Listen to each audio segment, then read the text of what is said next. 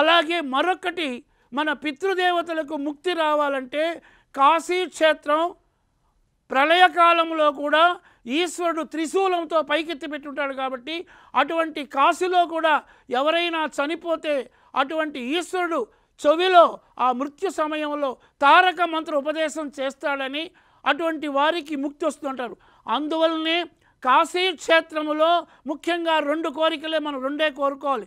ఒకటి, పితృదేవతలకు ముక్తి రావాలంటే కాశీ క్షేత్రములో ఆ యొక్క కాశీ పుణ్యక్షేత్రములో గోదానానికి ఆ గ్రహీతకు ధారగా నీళ్లు, ధర్మపత్ని ఉంటే ధర్మపత్ని నీళ్లు పోస్తే ఆ యజమాని తన పితృదేవతలు అనుకొని గోదానం తోకకు నీళ్లు పోస్తే ఆ పితృదేవతలు శాంతించి అది ఒక ముక్తి ప్రధానమైన క్షేత్రం కాబట్టి తప్పకుండా కాశ్యాంతు మరణ ముక్తి అన్నట్టు అవుతుంది. కాబట్టి అయోధ్య, మధుర, మాయి, కాశీ, అవంతిక అన్నట్లు ద్వారకా, కాంచీని సప్త అయితే మోక్షదాయిక అంటారు. మాయి అంటే హరిద్వార్.